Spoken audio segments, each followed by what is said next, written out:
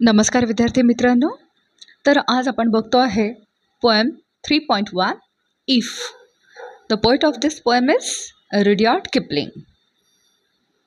So let's see the introduction of the poet. Born on 1865 and died on 1936. Rudyard Kipling was English journalist, ज्याला आपण पत्रकार म्हणतो. He was a English journalist, short story writer, लघुकथा लेखक, poet and novelist, कवी आणि कादंबरीकार. Kipling was one of the most popular writers in the United kingdoms. UK मधले रुडयार्ड किपलिंग हे एक अतिशय प्रसिद्ध असे लेखक होते. इन बोथ प्रोज अँड वर्स, कशामध्ये कविता पण लिहायचे आणि प्रोज पण लिहायचे, काव्य आणि कथा दोन्ही लिहायचे. In the late 19th and early 20th century. तर असे हे फार महान असे UK मधले इंग्लिश लेखक हे 19व्या शतकाच्या शेवटी आणि 20व्या शतकाच्या सुरुवातीला आपल्याला बघायला मिळतात. He was awarded a Nobel prize for literature in 1907 at the age of 42.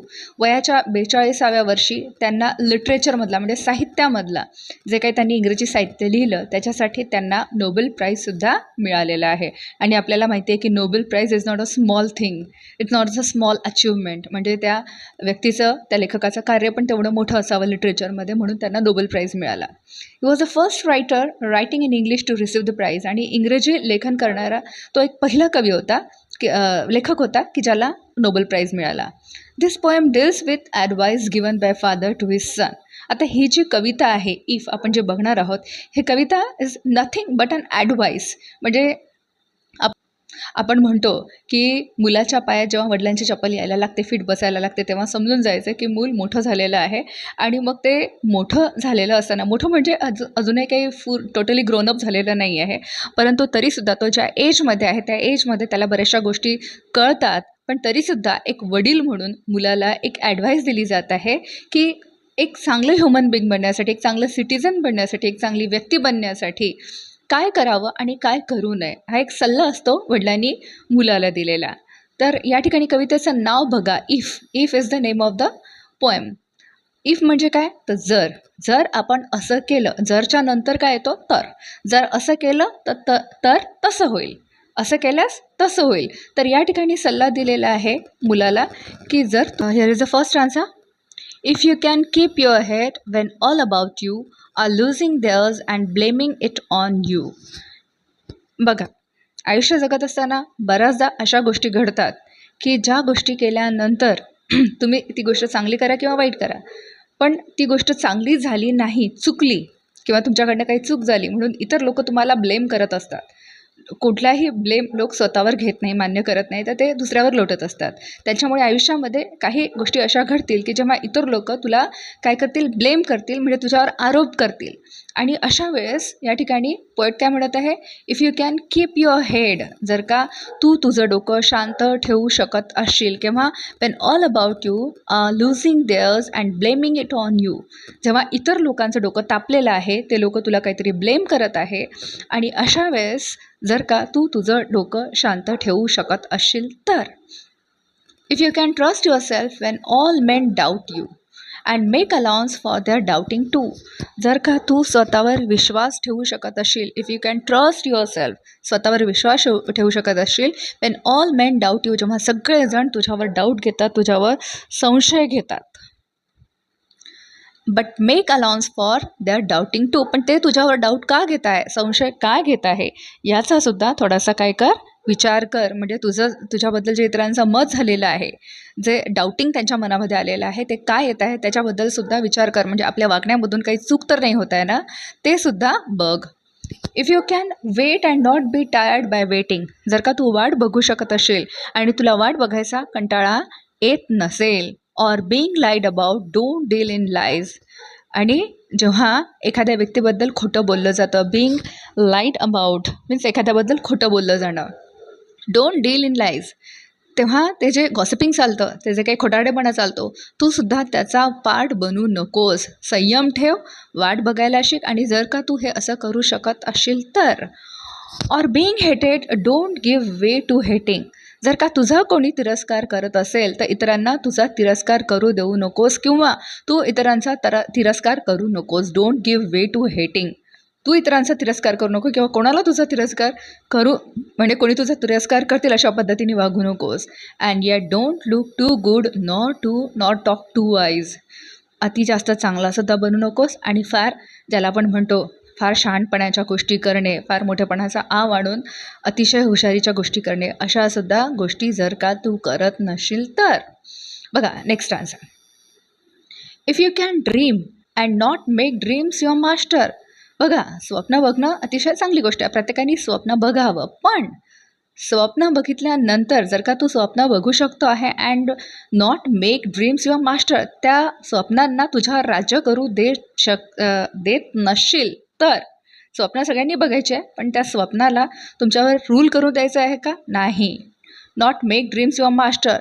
If you can think and not make thoughts your aim. विचार करतो आहेस तू, खूप सारे विचार करतो आहे, परंतु तू ज्या पद्धतीने विचार करतो आहे त्या विचारांना जर का तू तुझं एम बनू देत नाही आहेस तर. If you can meet triumph and disaster. See here triumph means विजय ज्याला आपण म्हणतो. त्यानंतर डिझास्टर म्हणजे आपत्ती किंवा आयुष्यामध्ये जेव्हा आपल्याला हार पत्करावी लागते, एखाद्या गोष्टीमध्ये आपल्याला सक्सेस मिळत नाही, त्याला आपण इथं डिझास्टर या अर्थाने घेतलेलं आहे. If you can meet with triumph and disaster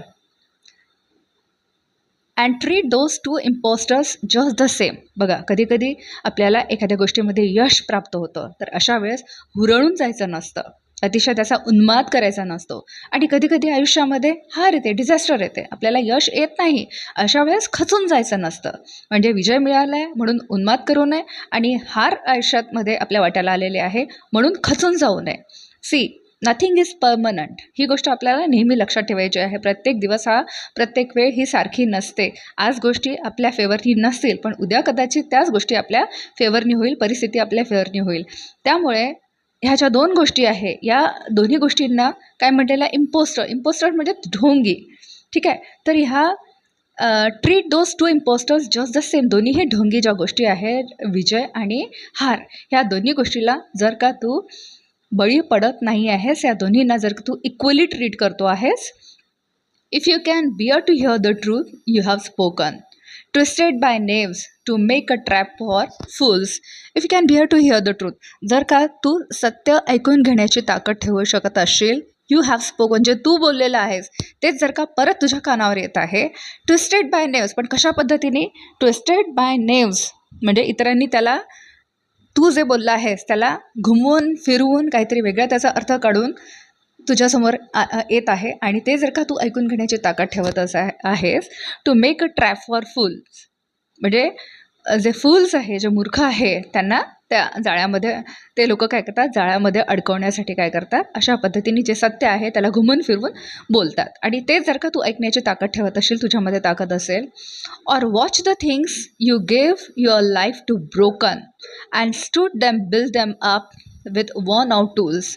जर का watch the things you gave your life to broken, तुझ्या आयुष्यामध्ये ज्या गोष्टी आहे त्या ब्रोकन झालेल्या आहेत, त्या तुटफूट झालेल्या आहेस, आणि जर का तू काय करतो आहे, stood and build em up with worn out tools, तुझ्यामध्ये जे काही शस्त्र जे काही अवेलेबल आहे त्या शस्त्रांचा वापर करून, म्हणजे तुझ्या स्वभाव म्हणा किंवा तुझ्या ज्या क्वालिटीज आहे त्याच्यामुळे जर का तुझ्या आयुष्यामधल्या ज्या गोष्टी तुटून फुटून बिखरून गेलेल्या आहे त्या जर का तू पुन्हा सावरू शकत असशील, पुन्हा दुरुस्त करू शकत असशील.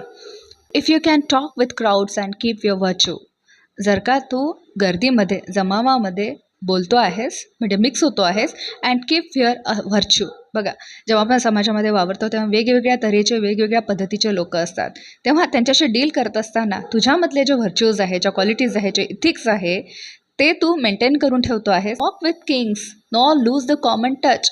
म्हणजे एकाच वेळेस राजासोबत पण राजाच्या बाजूलासुद्धा तुला बसायची संधी मिळत आहे. म्हणजे इथं अर्थ आपण घेऊया, मोठ्या लोकांसोबत तू बसतो आहे, तुझी उठबस आहे, अशा वेळेस not lose the common touch. मग मोठ्या लोकांसोबत उठबस आहे म्हणून जे तळागाळातील घटक आहे त्यांच्याशी संबंध तोडायचे असतात का? नाही. तर तू त्यांच्याही सुद्धा टचमध्ये आहेस, त्यांच्याशी तू कॉन्टॅक्ट तोडलेला नाही आहेस, तू त्यांच्यासुद्धा टचमध्ये आहेस. If neither foes nor loving friends can hurt you. जर का तुझे मित्रच नाही, फोज, तुझे मित्र किंवा नॉट लव्हिंग फ्रेंड्स, तुझे इतर जे काही जीवाभावाचे मित्र आहे ते. बघा जेव्हा आपण शाळेमध्ये असतो, कॉलेजमध्ये असतो किंवा कामाच्या ठिकाणीसुद्धा आपले मित्र बनतात. आपला स्वभाव इतका मिसळणारा असतो की आपल्याला लगेच मित्र बनतात आणि मग आपल्याला मित्र झाल्यानंतर आपण काय करतो, आपल्या सगळ्या गोष्टी आपल्या मित्रांसोबत शेअर करतो आणि मग हेच मित्र पुढं काही कारणास्तव, काही चुकीच्या गोष्टी घडल्यामुळे, काही मिसअंडरस्टँडिंग झाल्यामुळे जेव्हा आपले शत्रू बनतात तेव्हा मात्र काय होतं की तेव्हा हे शत्रू, त्यांना आपले सगळे सिक्रेट्स माहिती असतात आणि आपले सगळे वीक पॉईंट्स माहिती असतात. त्याचा फायदा घेऊन ते तुमच्यावर कुरघोडी करण्याचा प्रयत्न करतात, तुम्हाला बरबाद करण्याचा प्रयत्न करू शकतात. जो सगळ्यात चांगला तुमचा मित्र असतो तोच तुमचा सगळ्यात मोठा शत्रू होऊ शकतो. त्याच्यामुळे इथे वडील मुलाला सांगत आहे, if neither foes nor loving friends can hurt you. म्हणजे तुझा कितीही जीवलग मित्र असला तरीसुद्धा पुढे काही कारणास्तव तुमच्यामध्ये जर का दुरावा निर्माण झाला तर त्याच्यामुळे तुला कुठलीही इजा पोहोचणार नाही. अशा पद्धतीने जर का तू प्रत्येक मित्राशी वागत असशील, all men count with you but none too much. म्हणजे सगळ्यांना आपल्यासोबत घेऊन चालायचं, परंतु कोणालाही प्रमाणापेक्षा जास्त महत्त्व द्यायचं नाही. जर का तू असं करू शकत असशील तर if you can fill the unforgiving minute. जर का आयुष्यामधला प्रत्येक क्षण जर का तू चांगल्या पद्धतीने जर का त्याचा वापर करू शकत असशील तर, कारण एकदा गेलेली वेळ ही पुन्हा कधी परत येत नाही. त्याच्यामुळे प्रत्येक जो क्षण आहे, द अनफॉरगिव्हिंग मिनिट. आपल्याला माहिती आहे, ज्याला कळतं की एका वर्षाचं म्हणजे 365 डेजचं काय महत्त्व आहे किंवा एका महिन्याचं काय महत्त्व आहे, 30 डेजचं काय महत्त्व आहे किंवा 1 वीकचं काय महत्त्व आहे किंवा एका दिवसाचं काय महत्त्व आहे, एका दिवसामध्ये जेवढे तास आहेत त्याच्यामधला प्रत्येक मिनिटाचं काय महत्त्व आहे, प्रत्येक सेकंडचं काय महत्त्व आहे, याचं जर का असा वेळ वाया जाऊ देत नसत असशील, with 60 seconds worth of distance run. म्हणजे प्रत्येक सेकंडचा जर का तू एक पाऊल पुढं जातो आहे, तुझ्या आयुष्यामध्ये मार्गक्रमण करतो आहे. Yours is the earth and everything that's in it and which is more you will be a man my son.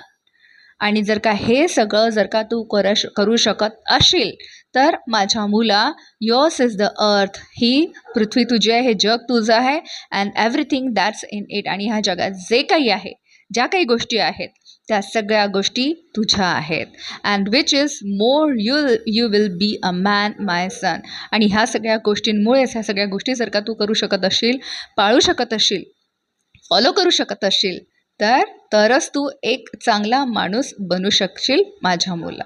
बघा किती सुंदरशी ॲडवाईस दिलेली आहे एका वडिलांनी आपल्या मुलाला, आणि ही ॲडवाईस अतिशय सुंदर पद्धतीने रुडयार्ड किपलिंग ह्या कवीनी ह्या कवितेमध्ये मांडण्याचा प्रयत्न केलेला आहे. तर कविता आवडली असेल, समजली असेल तर नक्की लाईक करा, शेअर करा आणि सबस्क्राईब करा.